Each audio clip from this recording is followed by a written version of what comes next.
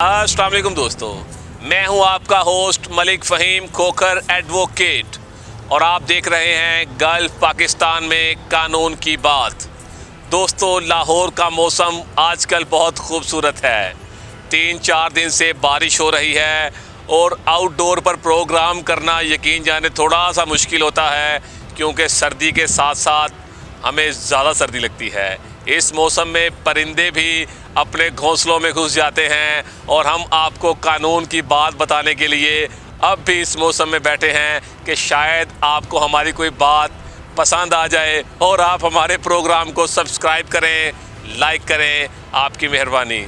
इस मौसम में ज़्यादातर लोग वैसे तो पार्कों का और बाहर सैर करने का रुख नहीं करते, लोग घर में ही कंबल या रज़ाई को तलाश करते हैं। और इस मौसम में लोग खुश्क मेवा जात के साथ साथ मूंगफली का, चाय का, ग्रीन टी का और इसके अलावा सूप का इस्तेमाल ज़्यादा करते हैं।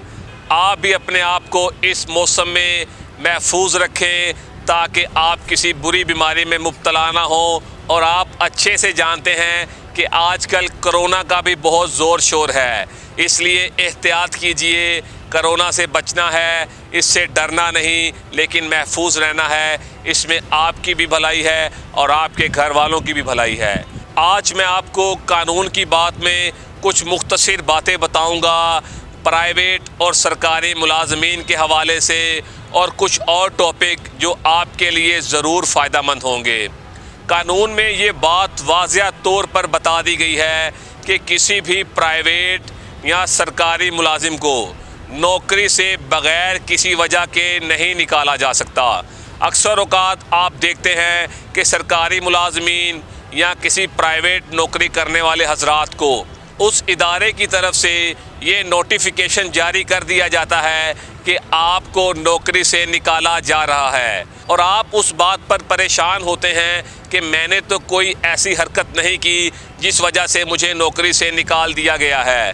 इसलिए इस बात पर कानून ने वाज़िया तौर पर बता दिया है कि किसी भी प्राइवेट या सरकारी नौकरी वाले हज़रात को आप बग़ैर किसी वजह के नौकरी से नहीं निकाल सकते।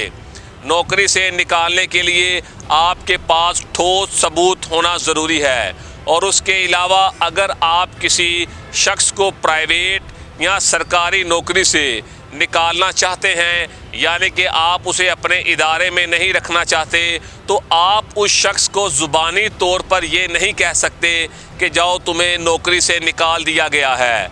उस शख्स को नौकरी से निकालने के लिए आपको तहरीरी तौर पर ये वाज़िया लिखना होता है कि इस वजह से तुम्हें नौकरी से निकाला जा रहा है, ताकि वो उस इदारे के ख़िलाफ़ कोई कानूनी कार्रवाई ना कर सके। और अगर उस शख्स को ज़ुबानी तौर पर नौकरी से निकाला जाएगा, ख्वाह वो प्राइवेट नौकरी हो या सरकारी, तो वो शख्स उस इदारे के ख़िलाफ़ डायरेक्ट हाई कोर्ट में रुजू कर सकता है। हाल ही में एक सरकारी मुलाजिम को एक इदारे ने बग़ैर तहरीरी नोटिस के निकाल दिया था।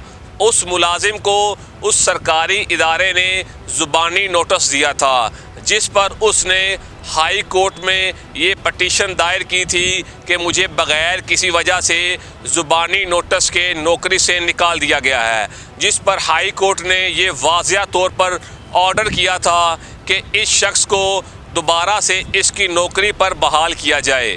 और उस इदारे ने ये शर्त रखी थी कि अगर हम इस शख्स को दोबारा से नौकरी पर बहाल करेंगे तो हम इसको इसके बकाया अखराजात देने के पाबंद नहीं होंगे।